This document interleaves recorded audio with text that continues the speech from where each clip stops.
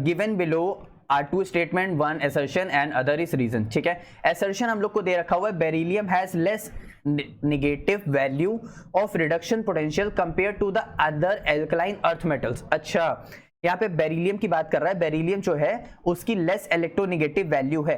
तुमको पता है लिथियम की कितनी होती है? लिथियम की हमारे पास होती है माइनस का 3.04। ठीक है, यानी और एल्कली मेटल्स की जाती कहां तक है? वो जाती है 2.73 तक जाती है, सबसे कम, मतलब सबसे ज्यादा, क्योंकि 3 पॉइंट वाली तो सबसे कम होगी, उससे ज्यादा कौन सी होगी? माइनस का 2.73।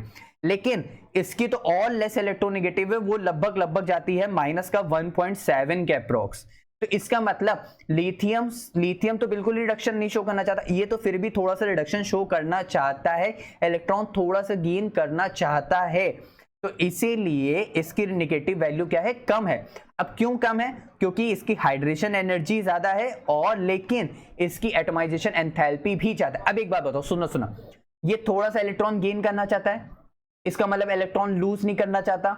इलेक्ट्रॉन लूज कराने की एनर्जी को हम लोग क्या बोलते हैं? Ionisation energy. इसका मतलब इसकी आयनाइजेशन एनर्जी ज्यादा होगी। कैसे भाई? मेरे पास यहाँ पे मानते हैं कि हमारे पास यहाँ पे बेरिलियम है, मैग्नीशियम है, कैल्शियम है, स्ट्रोंशियम है और बैरियम है ना। ऊपर से नीचे आते वक्त साइज बढ़ रहा है और साइज के इनवर्सली प्रोपोर्शनल होता है आयनाइजेशन एनर्जी। इसका मतलब आयनाइजेशन एनर्जी सबसे कम इसकी होगी और सबसे ज्यादा इसकी होगी। इसका मतलब इसका एंथैल्पी ऑफ एटमाइजेशन, मतलब जो इसका लैटिस है, जो इसका इस तरह लैटिस बना हुआ है, उस लैटिस में से ये इलेक्ट्रॉन को लॉस कराना ही नहीं चाहता। इसका मतलब बहुत ज्यादा एनर्जी देनी पड़ेगी इलेक्ट्रॉन लॉस कराने के लिए। इसीलिए इसकी हाइड्रेशन एनर्जी अच्छा क्यों ज्यादा है? इसकी हाइड्रेशन एनर्जी इसलिए ज्यादा है क्योंकि जो Be2+ है ये क्या कर रहा है? Be2+ का साइज छोटा है, साइज छोटा होने की वजह से इसकी हाइड्रेशन एनर्जी क्या होगी? बढ़ जाएगी। और हाइड्रेशन एनर्जी एक बार बढ़ गई तो इसका मतलब वाटर में सॉल्युबिलिटी बढ़ जाएगी। अब समझ आया? तो इसका मतलब असर्शन भी करेक्ट है और रीजन भी करेक्ट है, और रीजन इसका करेक्ट एक्सप्लेनेशन है किसका? ए का। अब आओ मैं तुम्हें दिखाता हूं जो मैंने तुम्हें समझाया। आई होप तुमने मेरी बात सुनी होगी, समझी होगी। जो बेरिलियम है वो 2 इलेक्ट्रॉन गेन करके बेरिलियम में आएगा। देखो यहाँ पे इसका माइनस 1.7 मैंने बताया था, 1.85 वोल्ट। ठीक है, अब SRP is a major tendency of how easily species gain electron get reduced.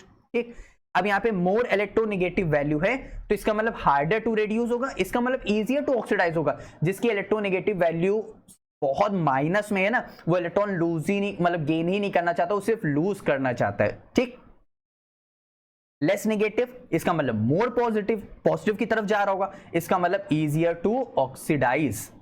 इसका मतलब यहाँ पे क्या होगा? वो इजियर टू क्या होगा? रिड्यूस होगा। इजियर टू क्या हो जाएगा? रिड्यूस हो जाएगा। अब रिडक्शन पोटेंशियल जो वैल्यू है मैं बता देता हूँ, इस पे डिपेंड करती है enthalpy of atomization, ionization energy और हाइड्रेशन एनर्जी।